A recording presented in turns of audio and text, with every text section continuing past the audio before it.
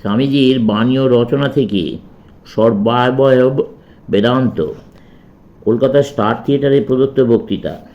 দূরে, অতি দূরে লিপিবদ্ধ ইতিহাস, এমনকি ঐতিহ্যের ক্ষীণ রশ্মিজাল পর্যন্ত যেখানে প্রবেশ করিতে অসমর্থ, অনন্তকাল স্থিরভাবে এই আলোক জ্বলিতেছে। বহিঃপ্রকৃতির লীলা বৈচিত্র্যে কখনো কিছুটা ক্ষীণ, কখনো অতি উজ্জ্বল, কিন্তু চিরকাল অনির্বাণ ও স্থির থাকিয়া শুধু ভারতই নয়, সমগ্র বিশ্বের ভাবরাজ্যে উহার পবিত্র রশ্মি নীরব, অননুভূত, শান্ত, অথচ সর্বশক্তিমান পবিত্র রশ্মি বিকিরণ করিতেছে। উষাকালীন শিশির সম্পাতের ন্যায় অশ্রুত ও অলক্ষ্যভাবে পড়িয়া অতি সুন্দর গোলাপকলিকে প্রস্ফুটিত করিতেছে। ইহাই উপনিষদের ভাবরাশি, ইহাই বেদান্ত দর্শন। কেহই জানে না কবে উহা প্রথম ভারতক্ষেত্রে আবির্ভূত হইয়াছিল। অনুমান বলে তত্ত্ব আবিষ্কারের চেষ্টা সম্পূর্ণ ব্যর্থ হইয়াছে। বিশেষত এই বিষয়ে পাশ্চাত্য লেখকগণের অনুমান সমূহ এতই পরস্পর বিরুদ্ধ যে এগুলির ওপর নির্ভর করিয়া কোনরূপ সময় নির্দেশ করা অসম্ভব। আমরা হিন্দুগণ কিন্তু আধ্যাত্মিক দৃষ্টিতে উহার কোনো উৎপত্তি স্বীকার করি না। আমি নিঃসংকোচে বলিতেছি, আধ্যাত্মিক রাজ্যে মানব যা কিছু পাইয়াছে বা পাইবে, ইহাই তাহার প্রথম ও ইহাই শেষ। এই জ্যোতির সমুদ্র হইতে সময়ে সময়ে বেদান্ত জ্ঞানের তরঙ্গরাজি উত্থিত হইয়া কখনো পূর্বে, কখনো পশ্চিমে প্রবাহিত হইয়াছে। অতি প্রাচীনকালে এই তরঙ্গের প্রবাহ পশ্চিমে এথেন্স, আলেকজান্দ্রিয়া ও অ্যান্টিওকে যাইয়া গ্রিকদের চিন্তায় শক্তি সঞ্চার করিয়াছিল। সাংখ্য দর্শন যে প্রাচীন গ্রিকদের মনের উপর বিশেষ প্রভাব বিস্তার করিয়াছিল, ইহা নিশ্চিত। সাংখ্য ও ভারতীয় অন্যান্য ধর্ম বা দার্শনিক মত উপনিষদ বা বেদান্ত রূপ একমাত্র প্রমাণের উপর প্রতিষ্ঠিত। ভারতেও প্রাচীন ও আধুনিক কালে নানা বিরোধী সম্প্রদায়ের বর্তমান থাকিলেও ইহাদের সবগুলি উপনিষদ বা বেদান্ত রূপ একমাত্র প্রমাণের উপর প্রতিষ্ঠিত। তুমি দ্বৈতবাদী হও, বিশিষ্ট অদ্বৈতবাদী হও, শুদ্ধ অদ্বৈতবাদী হও, অথবা অন্য কোনো প্রকারের অদ্বৈতবাদী বা দ্বৈতবাদী হও, অথবা তুমি যে নামেই নিজেকে অভিহিত করো না কেন, তোমার শাস্ত্র উপনিষদই প্রমাণস্বরূপ তোমার পেছনে রইয়াছে। যদি ভারতের কোনো সম্প্রদায় উপনিষদের প্রামাণ্য স্বীকার না করে, তবে সেই সম্প্রদায়কে সনাতন মতাবলম্বী বলিয়া স্বীকার করিতে পারা যায় না। জৈন, বিশেষত বৌদ্ধ মত উপনিষদের প্রামাণ্য স্বীকার করে নাই বলিয়া ভারতভূমি হইতে বিদূরিত হইয়াছিল। অতএব জ্ঞাতসারে বা অজ্ঞাতসারে বেদান্ত ভারতের সকল সম্প্রদায়ের একমাত্র উৎস। আমরা যাকে হিন্দু ধর্ম বলি, সেই অনন্ত শাখা প্রশাখা বিশিষ্ট মহান অসত্য বৃক্ষরূপ হিন্দু ধর্ম বেদান্তের প্রভাব দ্বারা সম্পূর্ণ অনুসৃত। আমরা জানি বা নাই জানি, বেদান্তই আমাদের জীবন, বেদান্তই আমাদের প্রাণ। আমরণ আমরা বেদান্তের উপাসক, আর প্রত্যেক হিন্দু বেদান্তেরই সাধনা করে। অতএব ভারতভূমিতে ভারতীয় শত্রুবর্গের সমক্ষে বেদান্ত প্রচার করা আপাত দৃষ্টিতে অসঙ্গত বোধ হয়, কিন্তু যদি কিছু প্রচার করিতে হয় তবে তাহা এই বেদান্ত। বিশেষত এই যুগে ইহার প্রচার বিশেষ আবশ্যক হইয়া পড়িয়াছে। কারণ আমি তোমাদেরকে এইমাত্র বলিয়াছি, ভারতীয় সকল সম্প্রদায়েরই উপনিষদের প্রামাণ্য মানিয়া চলা উচিত বটে, কিন্তু এই সকল সম্প্রদায়ের মধ্যে আমরা আপাতত অনেক বিরোধ দেখিতে পাই। উপনিষদ সমূহের মধ্যে যে অপূর্ব সমন্বয় রইয়াছে, অনেক সময় প্রাচীন বড় বড় ঋষিগণ পর্যন্ত তা ধরিতে পারেন নাই। অনেক সময় মুনিগণ পর্যন্ত পরস্পর মতভেদ হেতু বিবাদ করিয়াছেন। এই মতবিরোধ একসময় এত বাড়িয়া উঠিয়াছিল যে একটি চলিত বাক্য হইয়া গিয়াছিল, যার মত অপরের মত হইতে ভিন্ন নয়, তিনি মুনিই নহেন। নাসৌ মুনির্যস্য মতং ন ভিন্নম। কিন্তু এখন ওরূপ বিরোধ আর চলিবে না। উপনিষদের মন্ত্রগুলির মধ্যে গূঢ়রূপে যে সমন্বয় ভাব রইয়াছে, এখন তার ব্যাখ্যা ও প্রচার আবশ্যক। দ্বৈতবাদী, বিশিষ্ট অদ্বৈতবাদী, অদ্বৈতবাদী প্রভৃতি সম্প্রদায়গুলির মধ্যে যে সমন্বয় রইয়াছে, তা জগতের কাছে স্পষ্টরূপে দেখাইতে হইবে।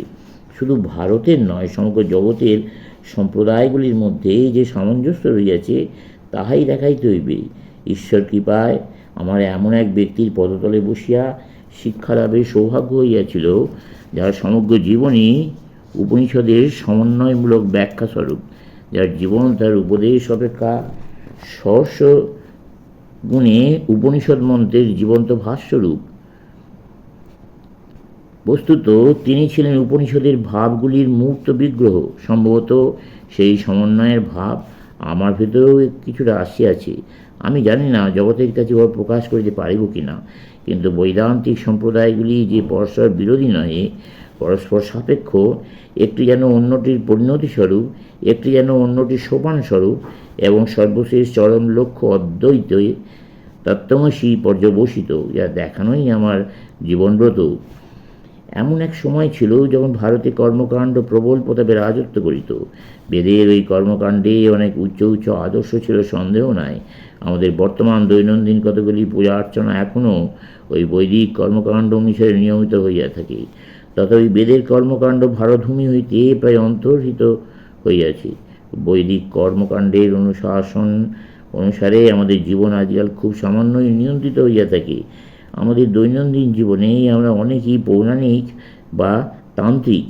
কোনো কোনো স্থলে ভারতীয় ব্রাহ্মণগণ বৈদিক মন্ত্র ব্যবহার করিয়া থাকেন বটে, কিন্তু সেই সব স্থলেও উক্ত বৈদিক মন্ত্রগুলির ক্রমসন্নিবেশ অধিকাংশ স্থলে বেদ অনুযায়ী নহে, তন্ত্র বা পুরাণ অনুযায়ী। অতএব বেদান্ত কর্মকাণ্ডের অনুবর্তী এই অর্থে আমাদিগকে বৈদিক নামে অভিহিত করা আমার বিবেচনায় সঙ্গত বোধ হয় না।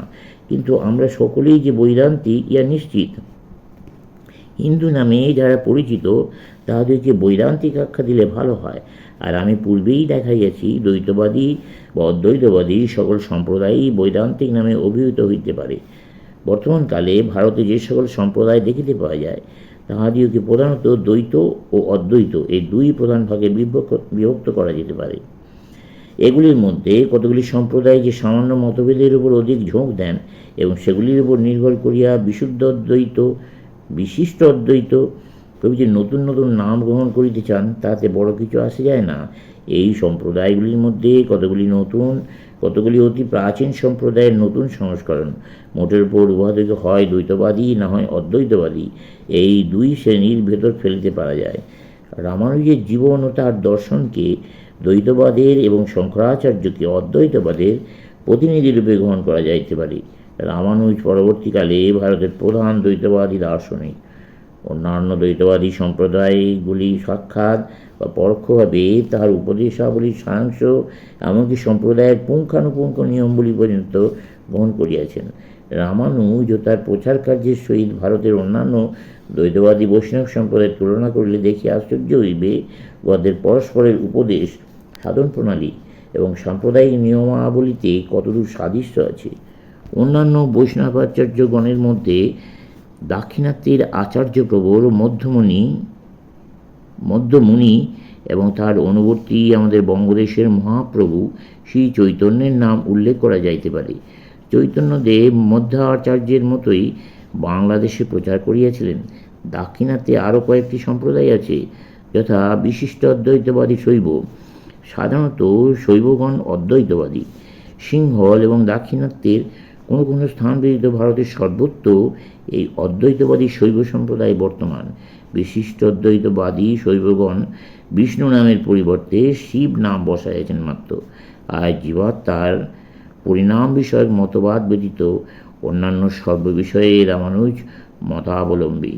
রামানুজের মতানুবর্তীগণ আত্মাকে অণু অর্থাৎ অতি ক্ষুদ্র বলিয়া থাকেন, কিন্তু শঙ্করাচার্যের অনুবর্তীগণ তাহাকে বিভু অর্থাৎ সর্বব্যাপী বলিয়া স্বীকার করেন। প্রাচীনকালে অদ্বৈত মতানুবর্তী সম্প্রদায়ের সংখ্যা অনেক ছিল। এরূপ অনুমান করিবার যথেষ্ট কারণ আছে যে প্রাচীনকালে এমন অনেক সম্প্রদায় ছিল যেগুলি শঙ্করাচার্যের সম্প্রদায় সম্পূর্ণরূপে নিজ সম্প্রদায়ের অঙ্গীভূত করিয়াছে। কোনো কোনো বেদান্ত ভাষ্যে, বিশেষত বিজ্ঞান ভিক্ষুকৃত ভাষ্যে শঙ্করের উপর সময় সময় আক্রমণ দেখিতে পাওয়া যায়। এখানে বলা আবশ্যক, বিজ্ঞান ভিক্ষু যদিও অদ্বৈতবাদী ছিলেন, তথাপি শঙ্করের মায়াবাদ উড়াইয়া দিবার চেষ্টা করিয়াছেন। স্পষ্টই বোধ হয় এমন অনেক সম্প্রদায় ছিল যারা এই মায়াবাদ স্বীকার করিত না। এমনকি তারা শঙ্করকে প্রচ্ছন্ন বৌদ্ধ বলিতেও কুণ্ঠিত হয় নাই। তাদের ধারণা ছিল যে মায়াবাদ বৌদ্ধদিগের নিকট হইতে লইয়া বেদান্তের ভিতর প্রবেশ করানো হইয়াছে। যাহাই হইউক, বর্তমানকালে অদ্বৈতবাদীগণ সকলেই শঙ্করাচার্যের অনুবর্তী। আর শঙ্করাচার্য এবং তার শিষ্যগণ আর্যাবর্ত ও দাক্ষিণাত্যে উভয়ত্রই অদ্বৈতবাদ বিশেষভাবে প্রচার করিয়াছেন। শঙ্করাচার্যের প্রভাব আমাদের বাংলাদেশ, কাশ্মীর ও পঞ্জাবে বেশি বিস্তৃত হয় নাই, কিন্তু দাক্ষিণাত্যে স্মার্তগণ সকলেই শঙ্করাচার্যের অনুমতি। আর বারাণসী অদ্বৈতবাদের একটি কেন্দ্র বলিয়া আর্যাবর্তের অনেক স্থলে তার প্রভাব খুবই বেশি।